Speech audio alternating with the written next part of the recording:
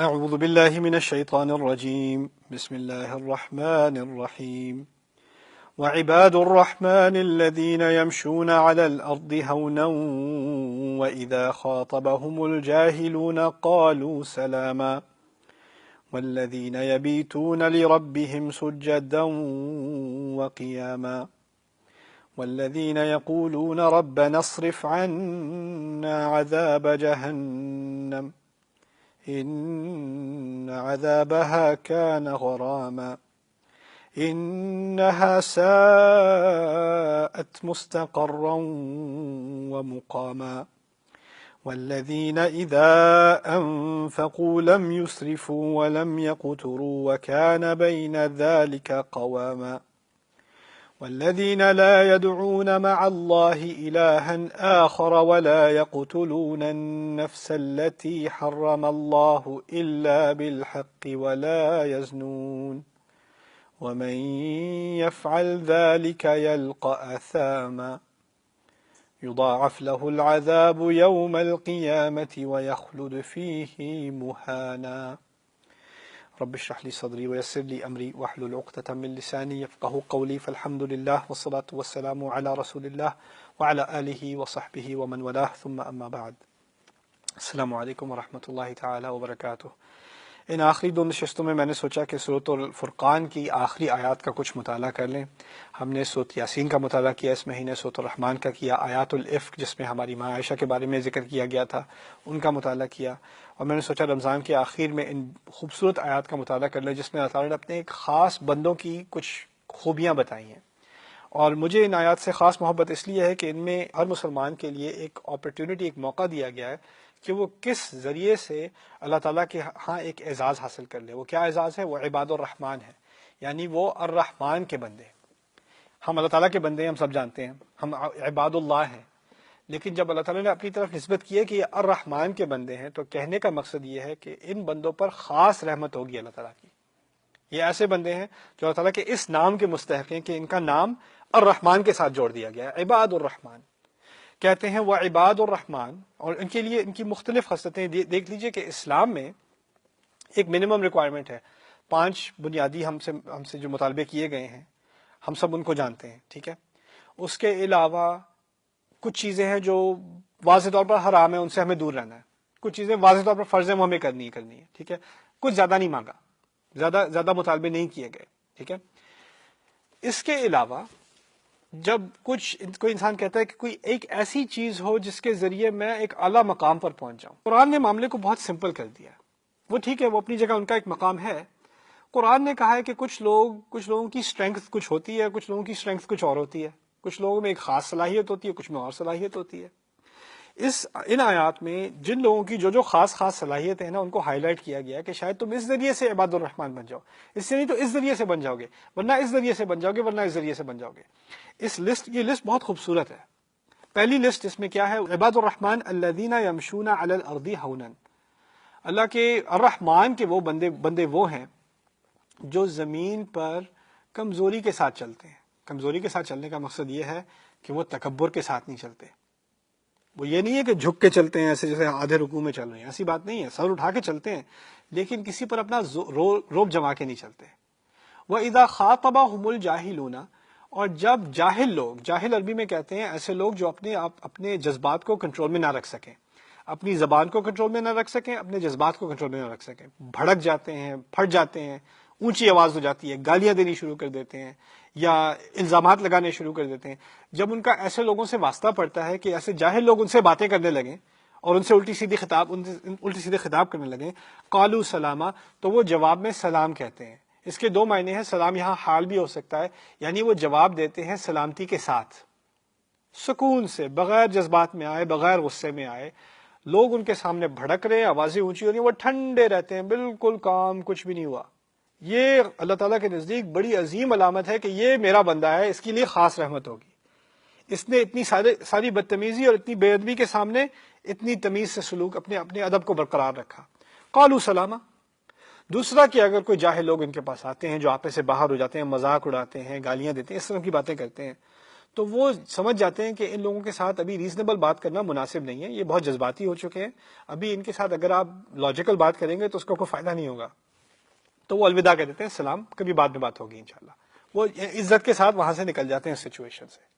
یہ پہلی کوالٹی ہے ان لوگوں۔ دوسرا اعزاز، والذین یبیتون لربہم سجدا وقیاما، اور وہ لوگ جو اپنے رب کے سامنے ساری راتیں گزارتے ہیں سجدے میں پڑے ہوئے، کھڑے ہوئے، تہجد پڑھنے والے لوگ۔ یہ کیا عظیم بات کی ہے، لوگوں کے سامنے اپنے آپ کو ہمبل کرنا، اپنے آپ کو کنٹرول میں رکھنا، اپنے آپے میں رکھنا، اس کی بات پہلے کی ہے، تہجد کی بات بعد میں کی ہے۔ جب تک آپ اپنے آپ کو لوگوں کے سامنے ہمبل نہیں کر سکتے، اللہ کے سامنے ہمبل کرنا بڑا مشکل ہوگا۔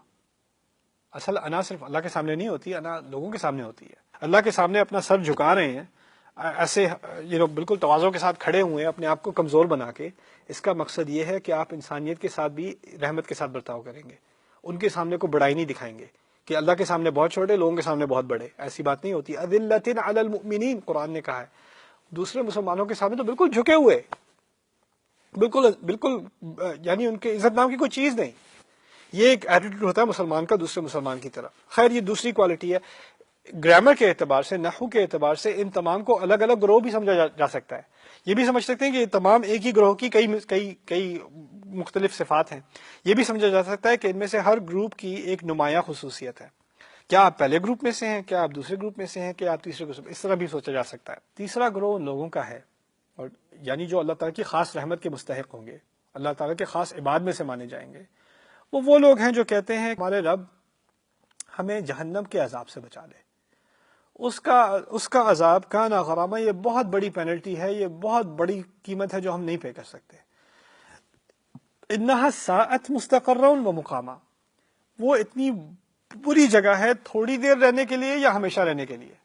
یا اللہ ہمیں یہ کبھی خیال نہیں آتا کہ چلو جائیں گے بھی تو کچھ دن کے لیے ہی جائیں گے نا، پھر نکل آئیں گے، یہ خیال ان کو نہیں آتا۔ یہ یہود کی بیماری تھی۔ لن تمسنا النار الا ایاما معدودہ، لن تمسنا النار الا ایاما معدودات وغرہم فی دینہم ما کانوا یفترون، ہمیں تو آگ کچھ ہی دنوں چھوئے گی، اس کے بعد نکل جائیں گے۔ ہم بھی کہیں گے آخر کار امت محمد ہیں صلی اللہ علیہ وسلم، ان کی شفاعت کسی تو کام آئے گی، اس کے بعد جنت ملے گی، ٹھیک ہے، آخر کار تو سارے نکل آئیں گے نا۔ جہنم کے بارے میں ایک بات آپ کو سمجھا دوں، وَلَئِن مَّسَّتْهُمْ نَفْحَةٌ مِّنْ عَذَابِ رَبِّكَ لَيَقُولُنَّ يَا وَيْلَنَا إِنَّا كُنَّا ظَالِمِينَ۔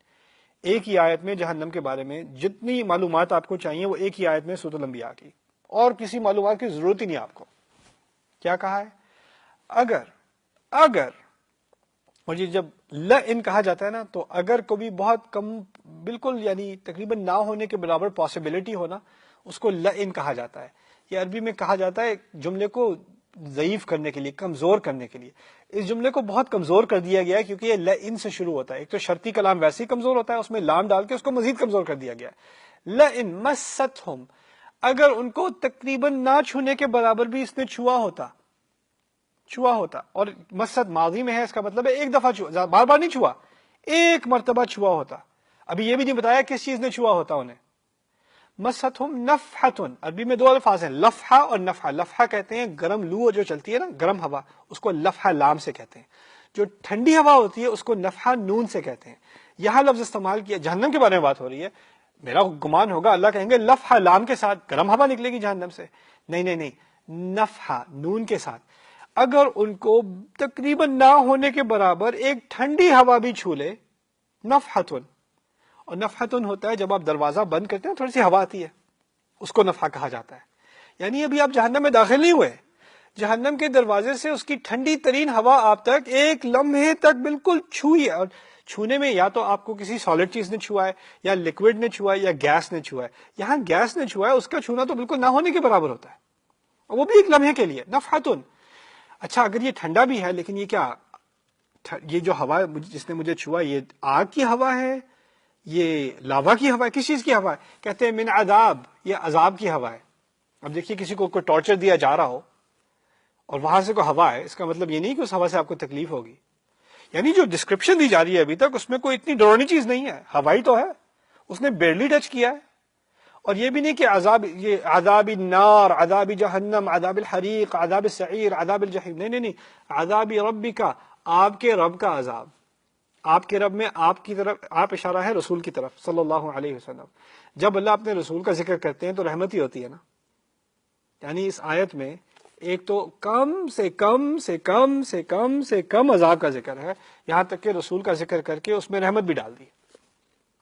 آپ کے رب کے عذاب کی ایک چھوٹی سی ہوا کی جھلک باہر نکل کر ان کو ایک لمحے تک اگر ذرا سی بھی چھو لے، یہ بات کہی ابھی تک، پھر کیا ری ایکشن ہوگا؟ اس کے ری ایکشن میں باقی آدھی آیت ہے. لَيَقُولُنَّ، میں قسم سے کہتا ہوں، بار بار چلا چلا کر کہتے جائیں گے کہتے جائیں گے کہتے جائیں گے. کیا کہتے جائیں گے؟ یا ویلنا.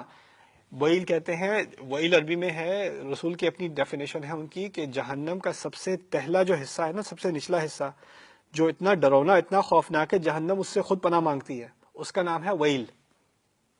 یہ لوگ ابھی جہنم میں داخل بھی نہیں ہوئے، باہر کھڑے ہیں، ان کو اتنی ہوا لگتی ہے، کیا کہتے ہیں؟ یا ویلنا، ہمیں تو یقین ہے ہم سب سے نیچے پہنچ گئے، اس سے برا کیا ہوگا؟ انا کننا ظالمین، بے شک ہم ہمیشہ ہمیشہ ہمیشہ ہی ظلم کرتے رہے ہیں، ہم نے سب چیزوں کا اعتراف کر لیا. دیکھیے کوئی مجرم ہوتا ہے نا، اس کو انٹروگیشن روم میں لایا جاتا ہے، پھر اس سے سوال پوچھے جاتے ہیں، پھر کوئی اگر کرپٹ پولیس ہوگی تو اس کو پٹائی بھی کرے گی، اعتراف کر لے اعتراف کر لے اعتراف کر لے، وہ مانتا ہی نہیں مانتا ہی نہیں مانتا ہی نہیں. اگر آپ اس کو اتنا ٹارچر کریں کہ وہ سب چیزیں مان جائے، سب کا اعتراف کر لے، اور وہ ان چیزوں کا بھی اعتراف کرے جس کو آپ نے پوچھا بھی نہیں تھا، یعنی پاگل کر دیا مار مار کے اسے. اس آیت میں اس کو ذرا سی ہوا لگی ہے، ذرا سی ہوا لگی ہے، اور وہ ساری زندگی کے گناہوں کا اعتراف، میں تو شروع سے ہی ظالم رہا ہوں، اس میں تو کوئی شک ہی نہیں ہے، میں سب ماننے کو تیار ہوں. وہ اتنی سی ہوا سے، ابھی جہنم کے اندر کی بھی بات نہیں ہو رہی، باہر کی بات ہو رہی ہے. اس کا ایمان ہے لوگوں کو کہ ہمیں جہنم کی ہوا تک نہیں چاہیے باہر کی. انہا ساعت مستقرا و مقامہ. اور کسی کا ایمان جہنم کے بارے میں یہ پکا ہو جائے کہ اس کو جھوٹی تسلی نہ ہو کہ جہنم اتنی بری جگہ نہیں ہے، تو پھر یہ بھی عباد الرحمن میں سے ہے. اللہ تعالیٰ ہمیں ان میں سے بنائے. بارک اللہ لی ولکم. السلام علیکم ورحمۃ اللہ.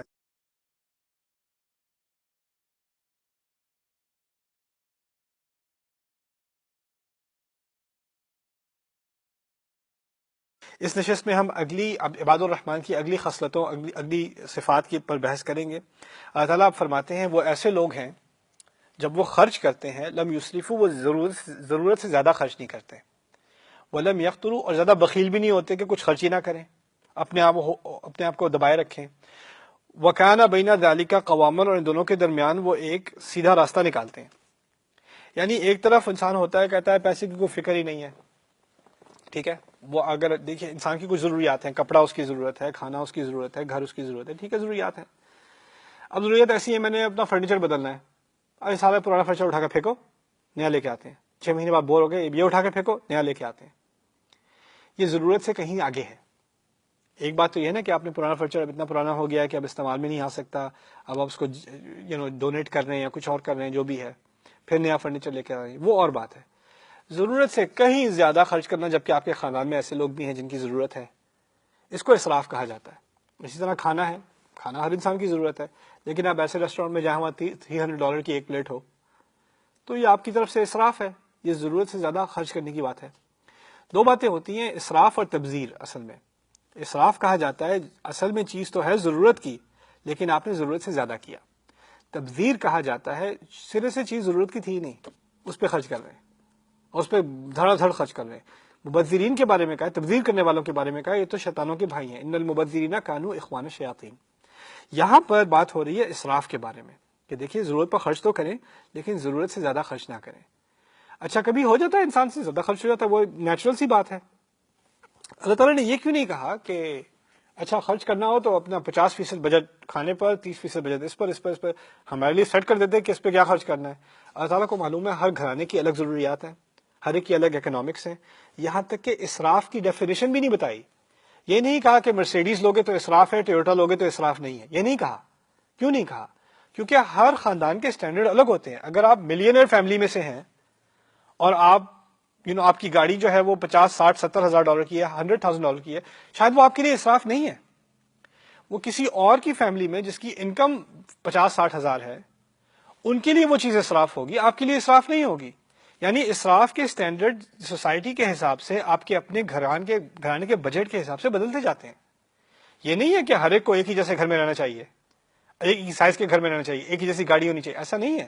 ہمارے دین میں یہ فرق و تفاوت ہے اور اس کو اسراف نہیں کہا جاتا.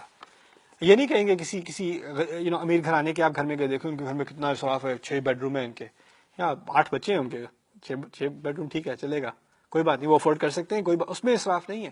اسراف ہے یعنی اس حساب سے بھی آگے نکل کر کرنا خرچ، اور جہاں کسی اور کا حق بن رہا تھا اس حق کو مارنا، وہ بات. دوسری طرف ہے وَلَمْ يَقْتُرُوا، اپنے آپ کو ہولڈ بیک کر کے رکھنا، یعنی چیپ بن جانا. اس پہ کتنے خرچ کیے تھے، کیلے پہ کتنے خرچ کیے تھے، پانی پہ کتنے گئے تھے، یہ بجلی کا کتنا بل تھا، بار بار ایک ایک پینی پہ، ایک ایک چونی پہ آپ جو ہے وہ رپورٹ لینی شروع کر دیں. یہ ہے قطر. یہ بھی نہیں کرتے کیونکہ اس سے بھی ایک گندی ذہنیت پیدا ہو جاتی ہے. ایک طرف ہوتا ہے چیزوں کی قدر نہیں ہوتی، دوسرا ہوتا ہے مال کی اتنی قدر ہو جاتی ہے، اتنی قدر ہو جاتی ہے کہ مال کی عبادت شروع ہو جاتی ہے. انسان نماز بھی پڑھ رہا ہوگا تو اکاؤنٹنگ کر رہا ہوگا اپنے دماغ میں. اللہ تعالیٰ ہمیں پیسوں کی وجہ سے غافل نہیں بنانا چاہتا. ایک تو ہوتے ہیں پیسوں کی وجہ سے غافل کہ انہیں یہ نہیں یاد رہتا کہ اصل وہ محتاج اللہ تعالیٰ کے ہیں. جس کے پاس دولت زیادہ ہوتی ہے نا، وہ سمجھتا ہے کہ مجھے اللہ کی ضرورت نہیں ہے. جس کے پاس دولت نہیں ہوتی وہ سمجھتا ہے مجھے اصل ضرورت ہی دولت کی ہے. یہ دونوں ایک ایکسٹریم بن جاتے ہیں اللہ تعالیٰ سے دوری کے. اسی لیے کہا گیا ہے والذین اذا انفقوا لم یسرفوا ولم یقتروا. یہاں خاص کر گھرانوں کے جو انچارج ہیں اور جن کو گھرانوں میں ذمہ داری دی گئی ہے ان کو ایک خاص ہدایت کی گئی ہے. جیسے فرض کریں آپ کے گھر میں وائف آپ کا بجٹ کرتی ہیں، تو آپ نے ان کو ماہانہ خرچہ دیا ہوا ہے، اس میں آپ نے خرچ کرنا ہے. ہوتا عام طور پہ تو ہونا ہی چاہیے کہ ضرورت سے کچھ زیادہ دے دیا کریں تاکہ کچھ روم ہو بجٹ میں. کچھ لوگ ہوتے ہیں جو ضرورت سے کہیں کم دیتے ہیں اور کہتے ہیں اچھا پھر ختم ہو گئے، پھر مانگنے کو آ گئی. یہ قطر ہے، یہ دوسرا ایکسٹریم ہے. لیکن اگر زیادہ دیے ہوئے ہیں تو پھر بیوی کی بھی ذمہ داری ہے کہ ٹھیک طریقے سے خرچ کرے، شوز پہ زیادہ کنٹرول کرے، ذرا پرسز وغیرہ پہ تھوڑا کنٹرول کرے. ان چیزوں میں خرچ کرنے کی اجازت تو ہے لیکن ذرا دیکھ بھال کے، ذمہ داری کے ساتھ. تو اسی طرح مردوں کو جو یہاں پر ایک تعلیم دی جا رہی ہے وہ بیلنس کی دی جا رہی ہے. دیکھیے آپ کی اپنی ضروریات ہیں، فیملی کی ضروریات ہیں، سیونگز کی ضرورت ہے، ایجوکیشن وغیرہ کی ضرورت ہے، بچوں کے فیوچر کی ضروریات ہیں. ان سب کو مد نظر رکھتے ہوئے بجٹ بنا کر احتیاط سے کام کرنا چاہیے. فائنینشیل رسپانسبلٹی بہت بڑی چیز ہے. ہمارے ہاں کیا ہوتا ہے، آپ شاپنگ پہ جا رہے ہیں، کسی کا لحاظ نہیں کہ بھائی افورڈ کر سکتے ہیں کہ نہیں کر سکتے، یہ بھی لا لو، یہ بھی لے لو، یہ بھی لے لو، یہ بھی لے لو. اب قرض میں پڑے ہوئے ہیں. اب قطر کا پہلے اسراف کیا، اب قطر پہ آ گئے، اب پھر رکے ہوئے ہیں، اب تو کچھ ہے ہی نہیں، کچھ کر بھی نہیں سکتے. اب تھوڑے سے بھی پیسے آئے فوراً خرچ کر دیے کیونکہ اتنے دیر تک اپنے آپ کو روکے ہوئے تھے. تو اب ایک ایکسٹریم سچویشن بن گئی. یہاں کیا تعلیم دی جا رہی ہے، بیلنس رکھو، اپنے آپ کو درمیان میں رکھو، خیال رکھو اپنا. کبھی نئے کپڑے بھی لے لیا کرو، کبھی نئے جوتے بھی کوئی بات نہیں، لے لیا کرو، اپنے آپ کو ٹریٹ کرو. لیکن ہمیشہ نہیں، ہر روز نہیں. کبھی بجٹ کو ہولڈ کرنے کی بات ہوتی ہے، کبھی تھوڑا ریلیز کرنے کی بات ہوتی ہے، ٹھیک ہے، کچھ کبھی آگے کبھی پیچھے ہوتا جاتا ہے. اسی لیے کہا ہے وَكَانَ بَيْنَ ذَلِكَ قَوَامًا. اس کے درمیان کوئی نہ کوئی راستہ سیدھا نکالنا پڑتا ہے. یعنی آپ کو خود ہی ایڈجسٹ کرنا پڑتا ہے، ان چیزوں کا دھیان رکھنا پڑتا ہے.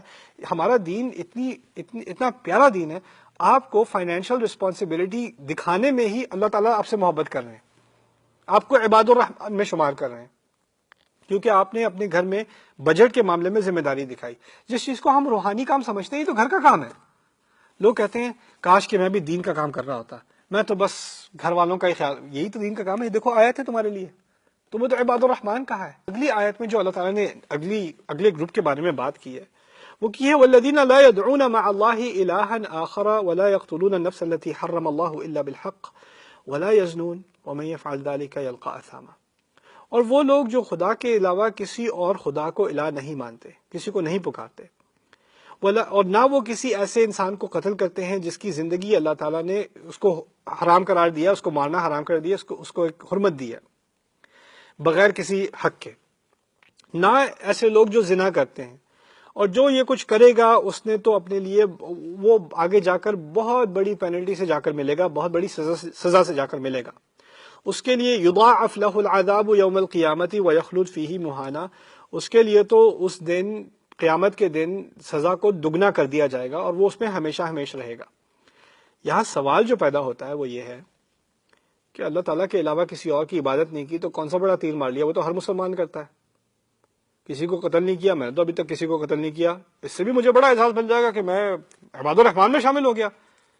جس نے زنا نہیں کیا، میں شادی کی ہوئی ہے، زنا نہیں کیا، تو اب میں عباد الرحمان میں شامل، اس میں کون سا بڑی بات ہے؟ ٹھیک ہے، ابھی پہلے تہجد کی بات ہوئی، بڑی بات ہے، بیلنس بجٹ کرنا بڑی بات ہے، شروع میں کہا تھا غصے والے لوگ آپ سے آ کے بات کریں، آپ تحمل سے جواب دیں، بڑی بات ہے، اس میں کیا بڑی بات ہے؟ یہ تو بنیادی سی چیز ہے، اسلام 101، اسلام میں کوئی جیسے ہی مسلمان ہوتا ہے بنیادی بات ہے شرک نہیں کرنا، قتل نہیں کرنا، زنا نہیں کرنا، اس میں کیا بڑی بات ہوئی؟ کہا یہ جا رہا ہے کہ کچھ لوگ ایسے ماحول میں ہوتے ہیں جس میں ان کے ارد گرد شرک ہر طرف پھیلا ہوتا ہے، اور ان لوگوں کے لیے ایک خدا کی عبادت برقرار رکھنا اس ماحول میں بہت بڑا کام ہے۔ تمہارے لیے شاید آسان ہو، لیکن ایسے لوگ بھی ہوتے ہیں جو پورے ہندو گھرانے میں ایک مسلمان ہو گیا ہے، ایسے بھی تو لوگ ہوتے ہیں نا، ان کے لیے صرف ایک خدا کو ماننا کتنی بڑی بات ہے۔ ایسے بھی تو لوگ ہوتے ہیں جو کسی کرمنل سوسائٹی میں ہوتے ہیں، کسی گینگ میں ہوتے ہیں، کسی ڈاکوؤں کے کسی اڈے میں ہوتے ہیں، خود ساری زندگی جرم میں گزاری ہے، وہ تو قتل کرتے رہتے ہیں، وہ انسان قتل چھوڑ دے بڑی بات ہے۔ کوئی ایسے لوگ ہوتے ہیں جن کی ساری زندگی گھٹیا ماحول میں زنا کے ارد گرد گزری ہے، اس انسان کے لیے وہ سب چھوڑ دینا کوئی چھوٹی چیز نہیں ہے۔ ان لوگوں کے لیے یہ بہت بڑی بات ہے کہ وہ ان چیزوں کو چھوڑ دیں۔ تو یہ اللہ تعالیٰ نے جن چیزوں کو یہاں گنوایا ہے وہ آپ عام مسلمان کے لیے کوئی بڑی کرتوت نہ سمجھیں، لیکن کچھ لوگ ہوتے ہیں جو اس ماحول میں ہوتے ہیں، ان کے لیے یہ کرنا بھی بہت بڑی بات ہے۔ اور کہا جو یہ چیزیں نہیں چھوڑے گا اس کے لیے تو عذاب دگنا ہوگا، کیونکہ وہ مسلمان ہونے کے باوجود یہ حرکتیں، اس کے لیے تو دگنا ہوگا، اور وہ اس میں ہمیشہ ہمیشہ رہے گا۔ لیکن پھر یہاں جو توبہ کا دروازہ کھولا اللہ نے، اور توبہ کا دروازہ کس کے لیے کھولا ہے؟ دیکھیں، شرک ہے، اس سے بڑا گناہ کیا ہوگا؟ قتل ہے، اس سے بڑا گناہ کیا ہوگا؟ پھر زنا ہے، تین بڑے بڑے بڑے بڑے بڑے گناہوں کے بارے میں پھر یہاں توبہ کی بات آ رہی ہے۔ کیا کہا ہے؟ الا من تاب وآمن وعمل عملا صالحا، سوائے ان کے جس نے توبہ کی، اپنے ایمان کو دوبارہ تازہ کیا، اور اس کے بعد سے اچھے عمل کرنے لگا، اور واقعی اچھے عمل ڈیڈیکیٹ کر کے اپنے آپ کو کرنے لگا۔ کیا ہوگا اس کے ساتھ؟ فَأُولَئِكَ يُبَدِّلُ اللَّهُ سَيِّئَاتِهِمْ حَسَنَاتٍ، تو اللہ تعالیٰ ان کے تمام بڑے بڑے گناہوں کو، یعنی آپ اندازہ کریں ان کے گناہوں کا ایک پہاڑ بنا ہوا ہے، ان گناہوں کو وہ اچھائیوں میں بدل دے گا۔ گناہوں کو معاف نہیں کرے گا، گناہوں کو مٹائے گا نہیں، گناہوں کو دفنائے گا نہیں، گناہوں کو کنورٹ کر دے گا اچھائیوں میں۔ یعنی اس کا ایک پہاڑ تھا جو اس کو جہنم میں لے جا رہا تھا، وہی پہاڑ اب اس کے لیے ایک جنت کا راستہ بن گیا۔ اللہ نے توبہ کے ذریعے صرف ایک تو ہے مغفرت ہوتی ہے گناہ معاف کرنا، توبہ اللہ کے نزدیک کیا ہے؟ گناہوں کو اچھائیوں میں بدل دینا۔ جو چیز تمہیں مار رہی تھی وہ جنت یوم القیامہ میں تمہاری فیور میں جائے گی، یہ ہے توبہ۔ اندازہ کریں شرک کو اللہ تعالیٰ اب جنت کا راستہ بنا دے گا، زنا کو جنت کا راستہ، قتل کو، کیونکہ جس نے توبہ کر لی ان چیزوں سے، جو چیزیں اس کی ہلاکت تھیں وہی چیزیں اب اس کی، کیونکہ وہ اتنے بڑے گناہوں سے آگے آ کے اس نے توبہ کی ہے نا، تو یہ اس کے لیے ایک ذریعہ بن گیا جنت کا۔ لیکن یہ سن کر کچھ لوگوں کو گندا خیال بھی آتا ہے، چلو اگر اتنا بڑا کہنے میں انعام ملنا ہے تو کچھ گناہ کر ہی لیتے ہیں، پھر توبہ کریں گے، پھر کنورٹ ہو جائے گا، اچھی کیلکولیشن ہے۔ اصل میں قرآن میں جب توبہ یا مغفرت کی یا گناہوں کی بات آتی ہے، ایک بات اچھی طرح سمجھ لیں، ہمیشہ بات ہو رہی ہوتی ہے ان گناہوں کی جو اب تک ہو چکے۔ کبھی بھی قرآن میں ان گناہوں کی بات نہیں ہو رہی جو آپ کرنے والے ہیں۔ جب اللہ کہتا ہے نا وہ معاف کرنے والا ہے، تو آپ یہ پڑھ کے نہیں کریں چلو بھائی میں اس ویکینڈ کے بعد معافی مانگ لوں گا، وہ تو معاف کرنے والا ہے، یہ تو زنا بھی معاف کر دے گا، قتل بھی معاف کر دے گا، شرک بھی معاف کر دے گا، چلو ایک مہینے بعد پھر معافی مانگ لیں گے، رمضان آنے والا ہے پھر معافی مانگ لیں گے۔ گناہوں کی معافی ہوتی ہے پچھلے گناہوں کے لیے، اگلوں کے لیے نہیں، اگلوں کے لیے لائسنس نہیں دیا آپ کو آگے کرنے کا۔ لیکن پھر دوسرا سوال پیدا ہوتا ہے، وہ دوسرا سوال کیا ہے؟ باقی کہیں میں نے زنا تو نہیں کیا، نہ میں نے شرک کیا ہے، نہ میں نے قتل کیا ہے، لیکن پھر بھی اور گناہ تو ہے، میں نے غیبت تو میں نے کی ہے، تھوڑی بہت کمائی تو غلط طریقے سے کی تھی، کچھ اور چیزیں تو کی تھی، ان کا کیا کروں؟ کیا ان کو بھی شامل کیا جائے گا؟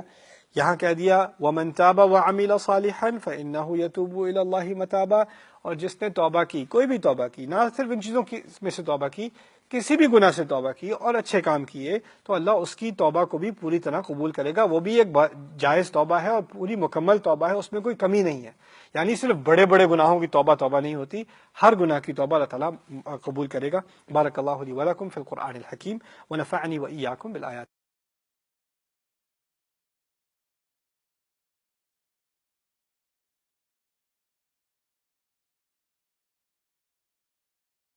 پھر السلام علیکم ورحمۃ اللہ تعالیٰ وبرکاتہ۔ اللہ تعالیٰ فرماتے ہیں جب توبہ کے بارے میں کہ جو توبہ کر لے گا اس کی برائیاں اچھائیوں میں بدل دی جائیں گی۔ فَأُولَٰئِكَ يُبَدِّلُ اللَّهُ سَيِّئَاتِهِمْ حَسَنَاتٍ۔ اس کے بارے میں کچھ مزید چیز سمجھنے کی یہ ہے کہ توبہ کا دروازہ ہر مسلمان کے لیے اس کی موت تک کھلا ہے۔ کسی انسان کو اپنے بارے میں یہ نہیں سوچنا چاہیے کہ میرے گناہ اب اتنے بڑے ہو گئے ہیں کہ اب تو وہ معافی کے لائق نہیں ہیں۔ لوگ کئی مجھے آ کے ملتے ہیں، دنیا جہاں میں جب ٹریول کرتا ہوں، میرے پاس لوگ آتے ہیں، مجھے کہتے ہیں میں بہت گناہ گار آدمی ہوں، میں بہت گناہ گار عورت ہوں، میں نے جو گناہ کیے ہیں مجھے نہیں لگتا اللہ مجھے معاف کرے گا، مجھے نہیں لگتا میرے لیے معافی ہے۔ میرا ان کے لیے سب کے لیے ایک ہی جواب ہے، آپ شاید ان میں سے ہوں، آپ کے لیے بھی وہی جواب ہے، جب تک اللہ تعالیٰ نے آپ کو سانس دی ہوئی ہے تب تک توبہ کا موقع دیا ہوا ہے۔ اگر آپ لاسٹ کیس ہوتے، آپ میں کوئی امید نہ ہوتی، تو آپ کو زندہ رکھنے کی کوئی ضرورت نہیں ہے اللہ تعالیٰ کو۔ جب تک آپ کو حیات ہے، اللہ تعالیٰ کی رحمت یہ ہے کہ آپ پر حیات ہے، اس کا مطلب ہے اللہ تعالیٰ کی رحمت کے دروازے آپ پر ابھی تک کھلے ہوئے ہیں، اللہ تعالیٰ نے دروازہ بند نہیں کیا۔ دوسری اہم بات یہاں پر اس توبہ کے معاملے میں اور اپنی آپ کی معافی حاصل کرنے کے معاملے میں یہ بات یاد رکھنی ضروری ہے کہ لوگ آپ کو معاف نہیں کرتے۔ لوگ آپ سے کہتے ہیں جہنم میں جلو گے، اللہ پوچھے گا، اللہ یہ کرے گا، اللہ وہ کرے گا، وہ اللہ کی طرف سے وہ نمائندے بن کے آپ کو جہنم میں جھونکنے کو تیار ہو جاتے ہیں۔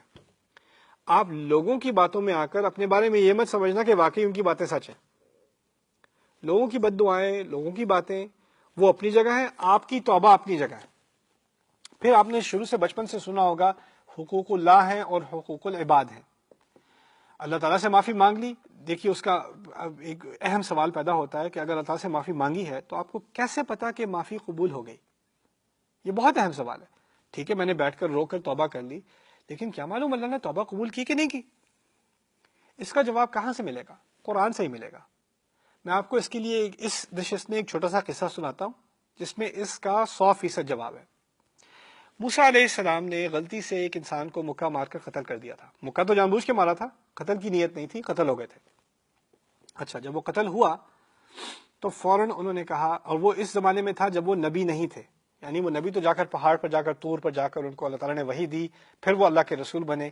یہ ان کی نوجوانی کی بات ہے، ابھی وہ رسول نہیں ہے، یعنی وہ اللہ سے ہم کلام نہیں ہے، ابھی ان کو اللہ تعالیٰ کی طرف سے کوئی وحی نہیں آ رہی، اس وقت کی بات ہے۔ فقضا علیہ، انہوں نے مکہ مارا اور وہ بندہ مر گیا۔ کہتے ہیں ربی انی ظلمت نفسی فاغفر لی، میرے رب میں نے اپنے نفس پر ہی ظلم کیا ہے، مجھے معاف کر دے۔ قتل کسی اور کو کیا ہے، ابھی اس کی فیملی نے انہیں معاف نہیں کیا، پہلی بات وہ تو معاف کر نہیں سکتا، وہ تو مر گیا۔ معافی کس سے مانگی ہے؟ اللہ تعالیٰ سے، فوراً معافی مانگی ہے۔ اللہ تعالیٰ نے جواب میں کیا کہا ہے؟ فغفر لہ، کیونکہ اس نے معافی مانگی اس وجہ سے، الفاء سببیۃ، فا جو ہے یعنی اس وجہ سے اللہ نے اس کو فوراً معاف کر دیا۔ انہ هو الغفور الرحیم، بے شک وہ معاف کرنے والا ہی ہے۔ اب ہمیں پتہ، اللہ تعالیٰ نے موسیٰ کو یہ بتایا نہیں، ہمیں بتایا ہے۔ انہوں نے معافی مانگی، اللہ نے معاف کر دیا۔ ٹھیک ہے، اس سے بھی کچھ پتہ نہیں چلتا کہ ہمیں معاف کیا کہ نہیں، یہ تو پتہ چل گیا کہ موسیٰ کو معاف کر دیا، اس سے یہ کیا دلیل نکلی کہ ہمیں معاف کر دیا؟ آگے سمجھیں موسیٰ علیہ السلام کا اگلا کلام کیا ہے؟ ربی بما انعمت علی فلن اکون ظہیرا للمجرمین، میرے رب جو تحفہ تو نے مجھے دیا ہے اس تحفے کے جواب میں کبھی کسی مجرم کی کبھی حمایت نہیں کروں گا۔ یعنی انہوں نے غلطی میں آ کے جس کو وہ وکٹم سمجھ رہے تھے وہ اصل میں مجرم تھا، اسی غلط فہمی میں آ کے انہوں نے جو ہے وہ فوجی کو مکہ مارا تھا۔ اب کہتے ہیں آپ نے جو تحفہ مجھے دیا ہے، جو نعمت آپ نے مجھے نوازی ہے، اس کی وجہ سے میں کبھی بھی اب مجرموں کی حمایت نہیں کروں گا۔ سوال پیدا کیا ہوتا ہے؟ نعمت کون سی دی ہے؟ ابھی تو کسی کو مارا تھا، ابھی معافی مانگی تھی۔ موسیٰ علیہ السلام کو پوری طرح 1000% اس بات کا یقین ہے کہ جب اللہ کا بندہ دل سے اللہ سے معافی مانگے تو شک کرنے کی کوئی گنجائش نہیں ہے کہ معافی آ گئی، اور یہی اللہ کی نعمت ہے۔ اور اس نعمت کو وہی کے بغیر بھی وہ مانتے ہیں، اور وہ مان کے اللہ سے کہنے تیرا بڑا احسان ہے کہ تو نے مجھے معاف کر دیا، اب میں یہ غلطی دوبارہ کبھی نہیں کروں گا۔ سمجھ رہے ہیں بات؟ یعنی اگر آپ پوچھتے ہیں، میں پوچھتا ہوں کہ کیسے پتا چلے کہ غلطی معاف ہو گئی ہے؟ اگر آپ نے دل سے غلطی مانگی ہے تو آپ پر واجب ہے ایمان کرنا کہ غلطی معاف ہو گئی ہے۔ لوگ جو کہتے ہیں کہتے رہیں۔ دوسری بات، نہ صرف غلطی معاف کی جانا، یہ کیسے معلوم ہوا کہ اللہ تعالیٰ کو آپ سے محبت ہے؟ ایک تو ہے نا کہ معاف کر دیا، لیکن معاف کرنے کے بعد بھی محبت ویسی نہیں رہتی پہلے جیسی۔ یہ کیسے انسان کو پتہ چلے کہ معاف تو کر دیا اللہ نے لیکن پہلے والی محبت ہے کہ نہیں؟ وہ پھر موسیٰ علیہ السلام کی کہانی میں ایک آگے دعا ہے۔ رب انی لما انزلت الی من خیر فقیر. جب وہ درخت کے نیچے آ کے بیٹھتے ہیں، دو لڑکیوں کو مدد کی ضرورت تھی، جا کے ان لوگوں کی لڑکیوں کی انہوں نے مدد کی، ان کے جانوروں کو انہوں نے پلایا، پھر آ کے دوبارہ ثم تولی الی الظل، سائے میں آ کے دوبارہ بیٹھ گئے. جب دوبارہ آ کے بیٹھے ہیں اور کہتے ہیں میرے رب کوئی بھی خیر کا موقع مجھے دے گا نا میرے رب تو میں اس کے لیے فقیر ہوں. کیسے پتہ چلے آپ کو رب سے محبت ہے اور رب کو آپ سے محبت ہے؟ جب غلطی کرنے کے بعد اور معافی کے قبول کیے جانے کے بعد اس کی شکر گزاری میں آپ کے اندر ایک بھوک سی آ جاتی ہے کہ میں اب کون سا اچھا کام کروں اور کون سا اچھا کام کروں اور کون سا اچھا کام کروں، کس کی مدد کروں، کون سا خیر کروں. ابھی تھکے ہوئے ہیں، کپڑے پھٹ رہے ہیں، جوتے پھٹ رہے ہیں، ابھی جا کے ان لڑکیوں کی مدد کی ہے بغیر کسی معاوضے کے، آ کے جا کے بیٹھے ہیں کہہ رہے ہیں یار اب کوئی اور اچھا کام کرنے کو دے دیں وہ بھی کر لوں.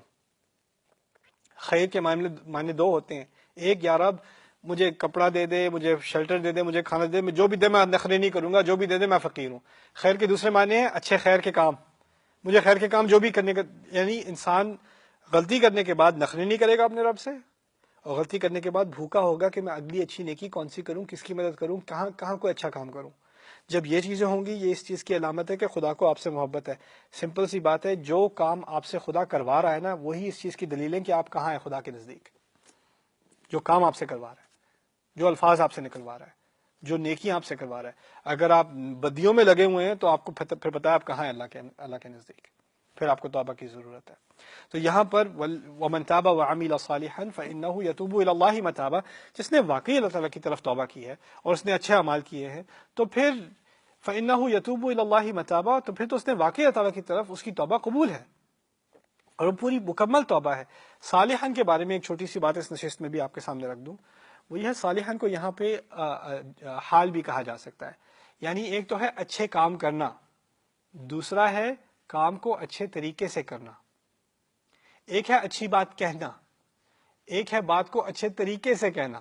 دیکھیے السلام علیکم ورحمۃ اللہ وبرکاتہ، سلام ہے، اچھی بات ہے، لیکن کہنے کا برا طریقہ بھی ہو سکتا ہے، السلام علیکم ایسے بھی ہو سکتا ہے. الحمدللہ بڑے خوبصورت الفاظ ہیں، لیکن چھوڑو جی الحمدللہ، الفاظ تو وہی ہیں، کہنے کا طریقہ اچھا نہیں ہے. کبھی کبھار اعمال اچھے ہوں لیکن ان کے کرنے کا طریقہ اچھا نہ ہو تو وہ بھی صالحان میں نہیں آتے.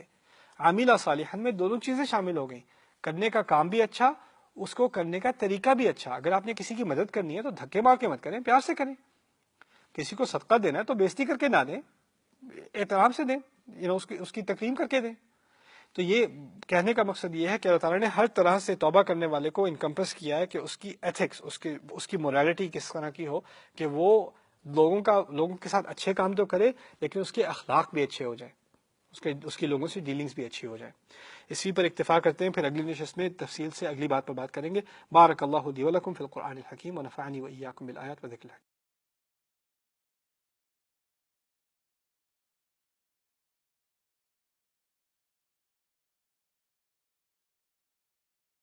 اب جو بات آ رہی ہے وہ ایک مزید آگے بات ہے، توبہ کرنے کے بعد کیا کرنا چاہیے. توبہ کرنے کے بعد انسان بدل جاتا ہے، اس کا ماحول بدل جاتا ہے، وہ اس انوائرمنٹ میں نہیں رہتا جس میں وہ پہلے ہوا کرتا تھا. اس لیے اب کہا گیا والذین لا یشہدون الزور.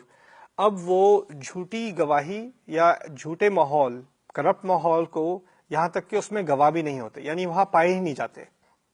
اس کے دو معنی ہیں، ایک تو یہ ہے کہ یہ جھوٹی گواہی نہیں دیتے، یعنی کسی نے کہا یہ کہہ دو، وہ کہہ دینا میری بہاف پہ، چلو خاندان کا لحاظ رکھ کے کہہ دینا، دوستی کے ناطے کہہ دینا میں تمہارا مسلمان بھائی ہوں، اسی کے حوالے سے کچھ جھوٹ بول دینا، ایسی کبھی بات نہیں کرتے. آپ نے کسی کو جاب میں ریکمینڈ کیا ہوا ہے اور آپ کو پتا ہے کہ وہ اس کے لائق نہیں ہے، لیکن پھر بھی رشتے کے ناطے، تعلقات کے ناطے آپ نے ایسی اچھی ریکمنڈیشن دے دی، یہ بھی گناہ ہے، یہ بھی شہادت الزور ہے. اسی طرح کسی کے خلاف گواہی دے دینا، اس نے کچھ کیا ہو نہ کیا، اس کے خلاف ایسے گواہی دے دینا جیسے اس نے واقعی یہ کام کیا ہے بغیر کسی ثبوت کے، یہ بھی شہادت الزور ہے. تو والذین لا یشہدون الزور، وہ اپنی گواہی کا فائدہ غلط نہیں اٹھاتے، وہ شہادت نہیں دیتے جھوٹی گواہی کی. دوسرے معنی اس کے یہ ہیں کہ وہ برے ماحول میں اپنے آپ کو نہیں پاتے، ان کو پتا ہوتا ہے کون سے ماحول ایسے ہیں جس میں کرپشن ہے، جھوٹ ہے، برائی ہے، اور وہ اس سے اپنے آپ کو دور رکھتے ہیں. وہ پرانی کسی زندگی میں توبہ کرنے سے پہلے وہ اس ماحول کا حصہ تھے، ان کو پتہ ہے وہاں کیا ہوتا ہے. اب وہ جان چکے ہیں کہ وہاں پر جانے سے اس ماحول کا انسان پر اثر پڑتا ہے، اس کی آلودگی اس کے دل پر آتی ہے. میں نے اپنے آپ کو اس ماحول سے ہی دور رکھنا ہے. وَإِذَا مَرُّوا بِاللَّغْوِ مَرُّوا كِرَامًا، اور جب وہ ایسی جگہ سے گزرتے ہیں جہاں بیکار باتیں کی جا رہی ہوں یا بیکار کام ہو رہے ہوں، فضول باتیں، فضول کام، وقت برباد کیا جا رہا ہو اور الٹی سیدھی باتیں ہو رہی ہوں، تو وہاں سے وہ چلتے چلے جاتے ہیں. لیکن بات یہ کی ہے مرو کرامہ، کہ چلتے چلے جاتے ہیں ایسے کہ دوسروں کی بھی اور اپنی بھی عزت برقرار رکھے. لوگ کہیں آ جائیں بیٹھ جائیں تو آپ بڑے احترام سے میں بیٹھ تو جاؤں، ذرا مجھے کچھ دیر ہو رہی ہے، مجھے کچھ کام کرنا تھا، معاف کر دیجیے. مرو کرامن، یہ بھی ان کی ایک علامت ہے کہ وہ جن لوگوں کو جو لوگ ان چیزوں میں پڑے ہوئے ہیں ان کو احساس ہوتا ہے میں بھی اس طرح پڑا ہوا تھا ایک دفعہ، میں بھی بہت وقت ضائع کیا کرتا تھا، اور مجھ سے اگر اس پر کوئی سختی سے بات کرتا تو میں دین سے اور ہی دور ہو جاتا. پھر ان لوگوں سے مجھے دوبارہ واسطہ پڑھنے کی کیا ضرورت ہے؟ ان کو دوبارہ کیوں بلاؤں گا؟ ان لوگوں سے بھی جو دین سے دور ہو جاتے ہیں ان سے بھی نرم تعلقات رکھنے کی ضرورت ہوتی ہے، ان کا دل بھی نرم رکھنا ہوتا ہے. ہوتا یہ ہے ہماری فیملیز میں کبھی کبھار کوئی ایک شخص دیندار بن جاتا ہے، توبہ کر لیتا ہے، یا کوئی خاتون ہے وہ توبہ کر لیتی ہیں، پردہ کر لیتی ہیں، نماز کا اہتمام شروع ہو جاتا ہے، قرآن وغیرہ سیکھنا شروع کر دیتی ہیں. اب ایسا ہوتا ہے تو ان کو احساس ہوتا ہے میرا سارا خاندان گناہ گار ہے، مجھے سب کو سیدھا کرنا ہے، فوراً سیدھا کرنا ہے. تو وہ دن رات یہ ویڈیو دیکھو، یہ لیکچر دیکھو، یہ پڑھو، اچھا میں تمہیں حدیث سناتی ہوں، اچھا نماز پڑھ لو، یہ کر لو، وہ کر لو. فیملی والے تنگ آ جاتے ہیں، کیا ہو گیا ایسے؟ ہر بار ہمیں لیکچر لیکچر لیکچر لیکچر دیے جا رہے ہیں. کہنے کا مقصد یہ ہے کہ جب دل نرم کرنا ہوتا ہے نا تو آپ کے اخلاق پہلے ہوتے ہیں، آپ کی تقریر، آپ کی باتیں اور نصیحتیں بعد میں ہوتی ہیں. آپ کو اللہ تعالیٰ نے ہدایت دے دی ہے، اس کا مطلب یہ ہے آپ نے ہر ایک کو میری طرح بننا ہے. آپ کو جس طرح آپ کو وقت لگا تھا، کئی سال لگے تھے، اس کے بعد کہیں دل میں جا کے بات آئی تھی، اور وہ آپ پر اس کا فیصلہ نہیں تھا. آپ پہلے اسی طرح کی باتیں سنتے تھے خود، یا سنتی تھی خود اور خود بھاگتی تھی، اور یہ پھر آ گئے اور انسان دوسری طرف بھاگے. اب آپ وہی بن چکے ہیں یا وہی بن چکی ہیں جس سے آپ بھاگتے تھے. کچھ احساس کریں. آپ کو اس وقت اپنے رشتوں کو نبھانا، اخلاق سے بات کرنا، نرمی سے بات کرنا، ہر وقت نصیحت اور تلقین کرنے کی ضرورت نہیں ہوتی انسان کو. کبھی اتنا بھی ہو کہ یہ کوئی بھی میرا ساتھ چھوڑے نہ چھوڑے، اس نے میرا ساتھ نہیں چھوڑنا. کوئی نرمی سے بات نہ کرے، اس نے میرے ساتھ نرمی سے بات کرنی ہے. یعنی آپ کی شخصیت سے ہی اسلام کا ایک امپریشن بن رہا ہے آپ کی اپنی فیملیز میں. ہم تو یہاں امریکہ میں ہیں، ہمیں فکر ہوتی ہے کہ نان مسلمز کو، غیر مسلمز کو اسلام کا امپریشن کیا دیں.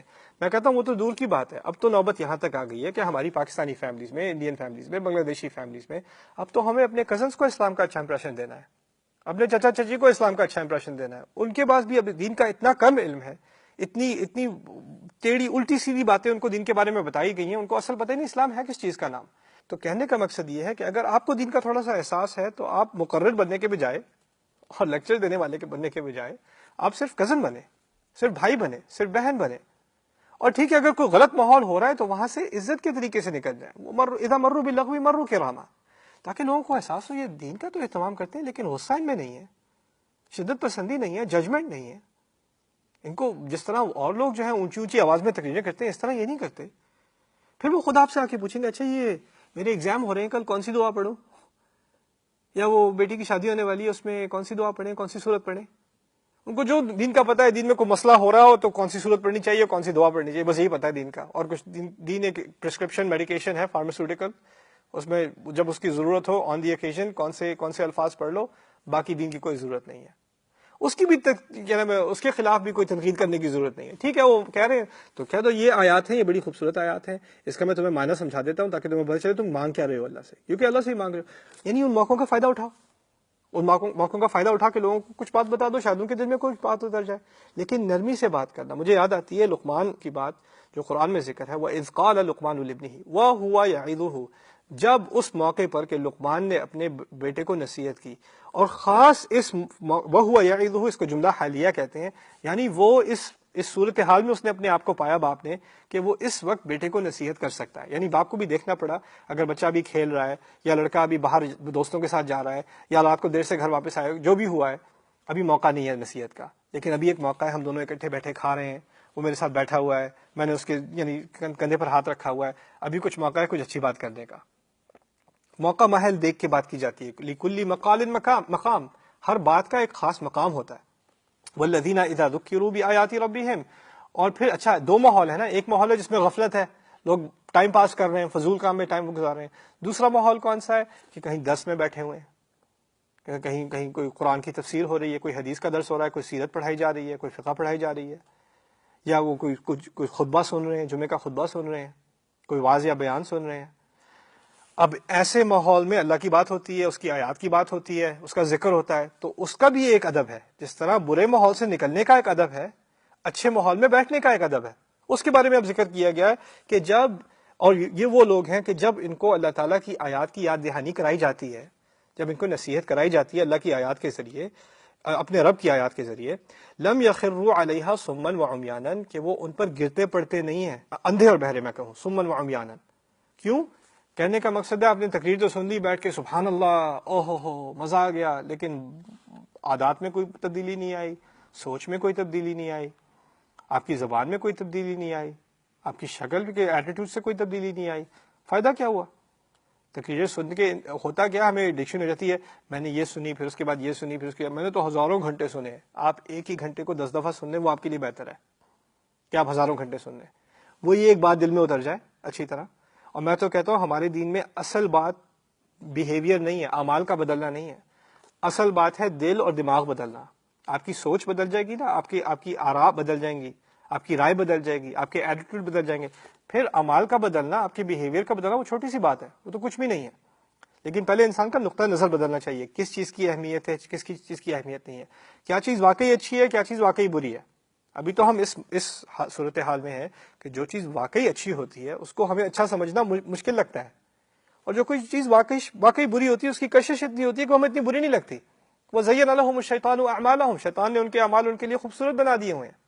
زُيِّنَ لَهُ سُوءُ عَمَلِهِ، اس کے لیے اس کے سب سے گندی حرکتیں اس کے لیے خوبصورت بنا دی گئی ہیں۔ وہاں تک ہماری حالت پہنچ چکی ہے۔ اسی لیے قرآن کی آیات سن کر دوبارہ ہماری پراپر سینس کو ریسٹور کرنا، کیا چیز اچھی ہے، کیا چیز بری ہے، کس چیز کی طرف ہمیں مائل ہونا ہے، کس چیز کی طرف سے ہمیں اپنے آپ کو ہٹانا ہے، کون چیز ہمیں خود کو نقصان دے رہی ہے، ہم خود نقصان میں پڑ رہے ہیں اس کی وجہ سے۔ ان باتوں کو سامنے رکھ کر انسان نہ اندھا بنے، نہ بہرا بنے کہ اس کو سنائی نہ دے، جو باتیں کی جا رہی ہیں مجھ پر اپلائی ہوتی ہیں۔ اندھے کا معنی ہے خود کو نہیں دیکھ رہا، بہرے کا معنی ہے یہ نہیں سن رہا کہ تمہارے بارے میں بات ہو رہی ہے، جیسے قرآن کہتا ہے فیہ ذکرکم، اس میں تمہاری اپنی ہی بات ہو رہی ہے، اس میں تمہاری اپنی ہی بات ہو رہی ہے۔ انسان ہوتا کیا ہے، جب کسی کی کوئی تقریر سنتا ہے، کوئی تنقید سنتا ہے، کوئی نصیحت سنتا ہے، تو اس کے ذہن میں آتا ہے کاش کہ یہ بندہ سن رہا ہوتا، اس کو بڑی ضرورت ہے اس نصیحت کی، اپنے بارے میں نہیں سوچتا مجھے بھی کوئی ضرورت ہوگی نصیحت کی۔ والذین یقولون، پھر یہ آگے اس تمام یعنی برے ماحول سے نکل کر اور اچھے ماحول میں واقعی اپنے آپ کو تبدیلی لانے کے لیے لانا۔ اس میں ایکچولی آگے جانے سے پہلے ایک اور بہت اہم آبزرویشن ہے، اس کا میں ذکر کر دوں۔ اصل میں جب کوئی دیندار حلقے میں آتا ہے یا اس کو ایک ماحول ہے اس میں اپنے آپ کو وہ امرج کر دیتا ہے، اپنے آپ کو پوری طرح اتار دیتا ہے، ہوتا یہ ہے کہ ایسے ماحول میں علم کی بڑی اعلیٰ یعنی اس کا ایک بڑا رتبہ ہوتا ہے، جس کا علم زیادہ ہے اس کی عزت زیادہ ہے۔ تو پھر ہمیں بھی ایک ہوتا ہے کہ ہم زیادہ سے زیادہ علم حاصل کریں، سیکھیں، نوٹس لیں اور کلاسز لیں، اور یعنی ہمارے علم میں اضافہ ہو، وہ زیادہ سے زیادہ مزید سے مزید ہم لیکچر سنتے جائیں۔ ہوتا ایک وقت پر یہ ہے کہ شروع میں انسان سیکھتا ہے، مجھے سیکھنا ہے اچھا انسان بننے کے لیے، مجھے سیکھنا ہے بہتر بیٹا بننے کے لیے، بہتر شوہر بننے کے لیے، بہتر باپ بننے کے لیے، بہتر دوست بننے کے لیے، بہتر سٹیزن بننے کے لیے، بہتر انسان بننے کے لیے، اسی لیے میں سیکھ رہا ہوں۔ چلتے چلتے کیا ہوتا ہے، انسان بھول جاتا ہے کہ وہ سفر پہ ہے کیوں۔ اب وہ سیکھنے لگتا ہے سیکھنے کے لیے، اب وہ سیکھ تو رہا ہے بہت ساری چیزیں، اب اس میں مقابلے میں ہے، اس نے تو یہ بھی سیکھ لیا، وہ بھی سیکھ لیا، میں ابھی تک یہاں پیچھے رہ گیا ہوں، مجھے اس سے آگے نکلنا ہے علم میں، مجھے یہ بھی یاد کرنا ہے، وہ بھی یاد کرنا ہے۔ اب وہ ان چیزوں میں علم کا ایک ایسا obsession اس کو آ جاتا ہے کہ وہ بھول جاتا ہے اس بات کو کہ اصل مقصد علم کا کیا تھا، انسان کی شخصیت کو بدلنا، انسان کے کردار کو بدلنا۔ اس نصیحت کو قرآن کو یاد کرنا اصل مقصد نہیں تھا۔ کہا ہے لعلکم تحفظون، تاکہ تم یاد کرو، نہیں کہا تو وہ تو حفظ کا اپنا ایک فائدہ ہے، کہا کیا ہے لعلکم تعقلون، تاکہ تم اس کے بارے میں سوچو، لعلکم تتفکرون، اس کے بارے میں غور کرو، لیدبروا آیاتہ، تدبر سے، تأمل سے، غور سے اس کے بارے میں سوچیں ان آیات کا مجھ پر کیا اثر پڑ رہا ہے۔ تو اسی لیے کہا گیا ہے کہ جب ان آیات پر سے آپ ذکر بھی کر رہے ہیں، آپ کو ان کی تفسیر بھی معلوم ہے، ان کی عربی ووکیبلری بھی آپ کو آتی ہے، ان کی اعرابی ترکیب بھی آپ کر سکتے ہیں، اس کا ترجمہ بھی پڑھا ہوا ہے، اس کی تفسیریں بھی پڑھی ہوئی ہیں، لیکن پھر بھی اندھے ہیں، پھر بھی بہرے ہیں، کیونکہ ان آیات کا جو آپ پر ذاتی طور پر اثر ہونا چاہیے اس کا کوئی ظہور ہی نہیں ہے۔ یہ ہوتی ہے بات، ایک طرف تو ہوتے ہیں لوگ جن کو علم نہیں ہے، لیکن کبھی کبھار اس طرح کا اندھا ہو جانا اور بہرا ہو جانا اہل علم کے ہاں ہوتا ہے، اور اللہ تعالیٰ ہمیں اس سے بچائے۔ والذین اذا ذکروا بآیات ربهم لم یخروا علیہا صما وعمیانا والذین یقولون ربنا هب لنا من ازواجنا وذریاتنا قرۃ اعین، اور یہ وہ لوگ ہیں جو کہتے ہیں ہمارے رب ہمیں دے دے تحفے میں، ہب لنا ہبہ سے نکلا، ہبہ کہتے ہیں تحفے کو، ہمیں تحفے میں دے دے ہماری بیویوں میں سے، ہمارے شوہروں میں سے، ہمارے ازواج میں سے، اور ہماری اولادوں میں سے، اور اولادوں کی اولادوں میں سے. ذریات اولاد سے ڈفرنٹ ہے. اولاد کہتے ہیں اپنی امیڈیٹ اولاد، ذریہ کہتے ہیں اولاد کی اولاد کی اولاد کی اولاد، ہماری اگلی نسلوں تک. قرۃ اعین، ہمیں آنکھوں کی ٹھنڈک دے دے. وجعلنا للمتقین اماما، اور ہمیں اماموں کا، متقین کا امام بنا دے. انشاءاللہ تعالی اس آیت پر ذرا تفصیلی بحث اگلی نشست میں ہوگی. بارک اللہ لی ولکم فی القرآن الحکیم ونفعنی وإیاکم بالآیات وذکر الحکیم.